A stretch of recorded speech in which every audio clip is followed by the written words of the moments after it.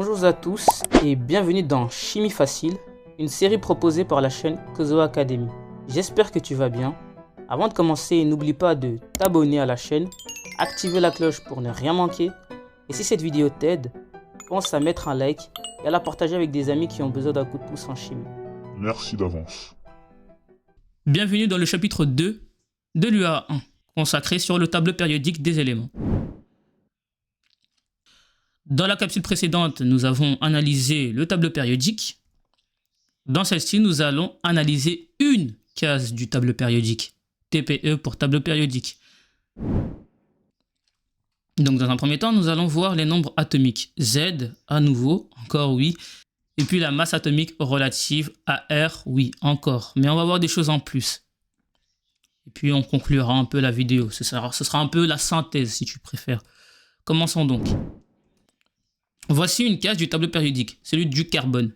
Et comme tu peux le voir, ici, tu vois le 6, le nombre atomique Z. Et donc une chose que je vais t'apprendre, que tu ne savais pas jusqu'ici, c'est que le Z, ça indique aussi le nombre de protons. Et donc si ici le Z de C, c'est 6, eh bien ça veut dire que dans l'élément chimique C, c'est-à-dire dans l'atome carbone, il y a 6 protons. Si tu as suivi le parcours de l'UA1 dans l'ordre, tu sais ce qu'est un atome ou encore un élément chimique. Je n'ai rien à t'apprendre. Tu sais ce qu'est un proton. Et de toute manière, si tu ne sais pas encore ce qu'est un proton, ne t'en fais pas. Nous allons voir cela dans cette UAA. Bien. Le nombre d'ordre des éléments classés dans le tableau périodique. En gros, on se base du nombre atomique, mais aussi de la masse atomique relative pour classer. C'est l'un des critères de classement des éléments chimiques dans le tableau périodique. Et on avait vu ça dans l'analyse du tableau périodique, que je t'invite à revoir si ce n'est pas fait. Bien, maintenant qu'on a vu une chose en plus sur le nombre atomique, Z, voyons maintenant la masse atomique relative, AR. Et comme tu peux le voir ici, AR, le R est en indice. R pour relatif. Voici où se trouve la masse atomique relative. Ici, je ne l'ai pas mis en indice, c'est pour ça que j'ai veillé à le préciser. C'est parce que par moment, la flemme, vous connaissez.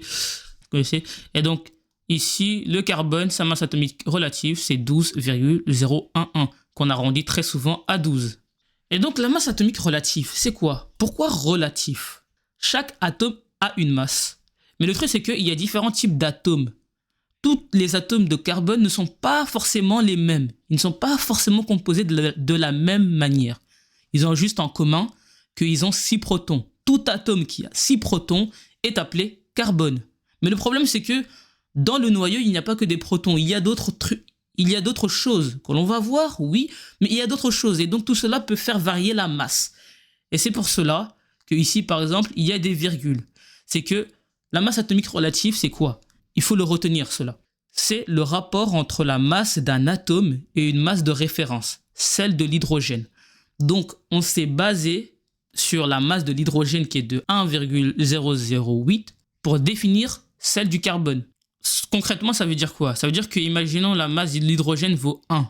Eh bien, cet atome qui n'est pas l'atome d'hydrogène, qui est un autre atome, celui du carbone, on va mesurer sa masse et on va voir que par rapport à celle de l'hydrogène, car oui, on a appelé celle de l'hydrogène 1, mais 1 cache autre chose. 1 cache des nombres à virgule, mais vraiment compliqués, et c'est pas le sujet de la vidéo. Et donc, par rapport à l'hydrogène, la masse de l'élément carbone est 12,011 fois plus grand. Voilà ce que veut dire masse atomique relative. On compare la masse de chaque élément chimique à celle de l'hydrogène, qui est la masse de référence. Je ferai un petit rappel là-dessus, car je sais que l'entendre une fois, ça peut sonner chinois, mais ne t'en fais pas. Je vais te faire un rappel là-dessus lorsque tu vas concrètement comprendre son importance. On a vu la masse atomique relative. Passons donc à la conclusion. Ceci est une case du tableau périodique. Ici j'ai pris l'exemple avec le carbone, la case du carbone. Je te rassure, c'est beaucoup plus rempli que cela. Il n'y a pas que la masse atomique relative et le Z. Mais ici je te présente que ça parce que les autres éléments ne sont pas intéressants. 6, c'est celui du carbone, le nombre atomique. Et le nombre atomique Z, du coup, il indique aussi le nombre de protons dans l'élément chimique carbone. Alors il faut souvent faire une distinction entre élément chimique et atome. C'est vraiment étroitement la même chose, mais il y a quelques petites différences, mais c'est pas grave. Jusqu'ici, tu peux confondre les deux, je te pardonne. Et grâce au nombre de protons, donc le nombre atomique, on peut classer les centaines d'éléments chimiques qu'il y a dans la nature, dans le tableau périodique.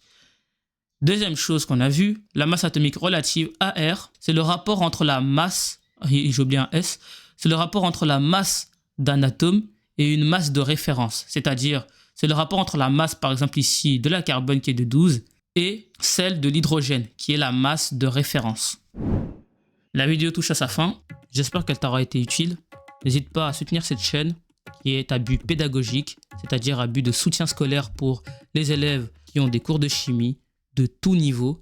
Et en laissant des likes, un abonnement et des commentaires, tu m'encourages à produire davantage et beaucoup plus rapidement ce genre de contenu qui, j'espère, ira jusqu'au niveau terminal. Oui, je m'appuie d'un manuel scolaire très détaillé sur la chimie pour produire mon contenu. Et cela me prend énormément de temps.